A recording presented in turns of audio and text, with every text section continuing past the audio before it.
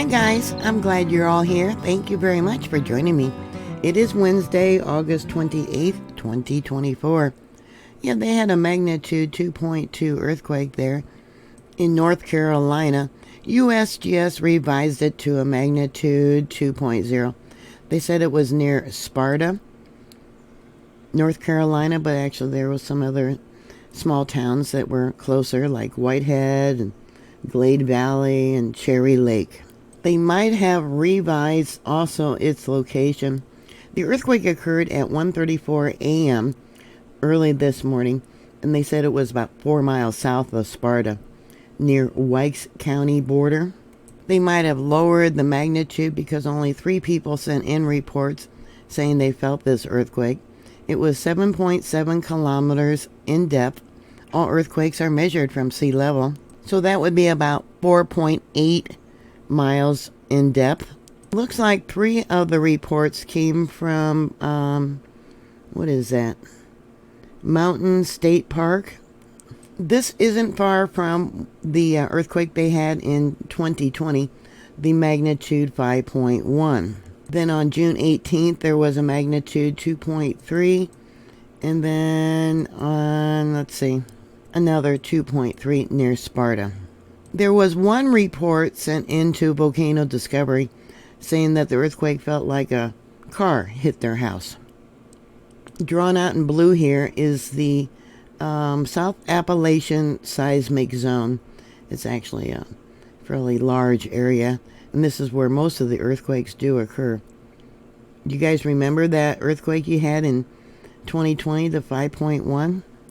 All these earthquakes are in an area which is called the interplate seismic zone, where you shouldn't be having earthquakes, except for the fact that ancient faults, ancient thrust zones have been reactivated.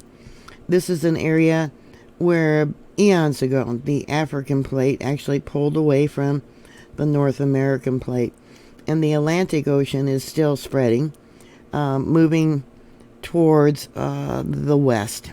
I did download the earthquake monitor that was closest to this location. This is that earthquake, and there's the spectrogram. And you can see it's a slow moving tremor. Yeah, it actually rattled on for a couple of seconds. Maybe for about 30 seconds it rattled. More recently, when I downloaded the data, there's been some more earthquakes. We got one there at 1817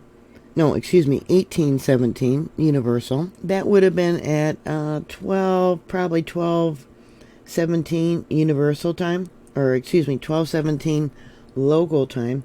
And then we got another one afterwards, several of them, at 12:21.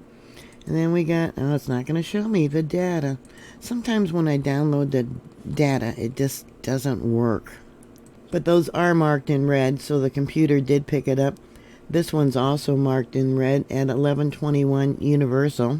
That would have been at 9:21 p.m. last night. Sometimes I get mixed up on my time.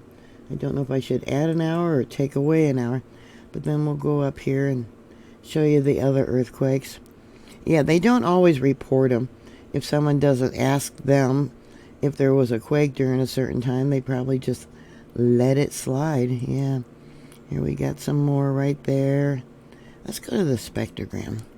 Yeah, look at the gases and the heated water that came up.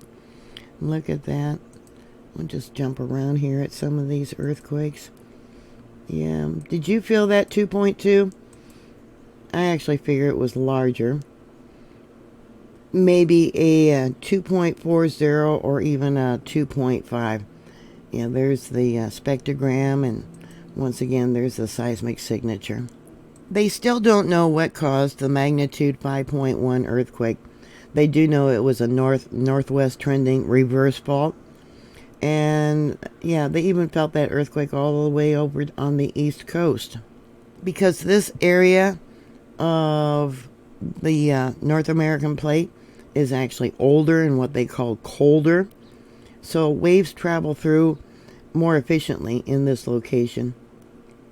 And the effects are that earthquakes are felt a lot farther away here than they do on the west coast of the United States. what's going on as the Atlantic Ocean grows larger. These earthquake faults, these ancient faults are being reactivated. And that's got to do with the African collision with the U.S. Old normal faults were active during that rifting, are now becoming more active again. I've talked about there's actually an area farther north, up by the Great Lakes, I believe it is, where that rift system is still quite active, somewhere up over here. There it is, Lake Champlain. Okay, and this is part of the failed rift system. You can see, we got the lake there, and the, water often follows along fault zones. So if you follow this all the way down, and you can see all the different earthquakes that have occurred along this rift system or close to the rift system. In 1638, there was a magnitude 6.5. But we're going to talk about today's earthquake this morning. This is just another indication that pressure tension has built in this location. And you guys do know that you are capable of having at least a magnitude 5.1. Yeah, maybe you'll have another one. Who knows when? Hopefully not for a while. Hopefully everyone got prepared after that 5.1 and all the damage they got. So even though this is not an area of a plate boundary, they believe that as the plate moves towards the west, the mid-Atlantic ridge, let me pull that out. That's out over here. Everything's moving west. That's actually pushing the North American plate west also. Because the rock is older and colder, it just doesn't slip quite easily like an elastic band. Yeah, it just builds up, the pressure just builds up until it suddenly pops. Many of you probably just slept through it, but did you have any animals that might have woken you up, told you something was amiss? Pets are often a very good indicator when there's going to be an earthquake. And are you prepared after that 5.1? Are you more prepared today than you were back then? Put your comments down below. Let others here in the community know what you experienced, if you experienced anything. Thank you for watching. Please like, share, and subscribe. And I'll talk to you later. God bless you. Bye.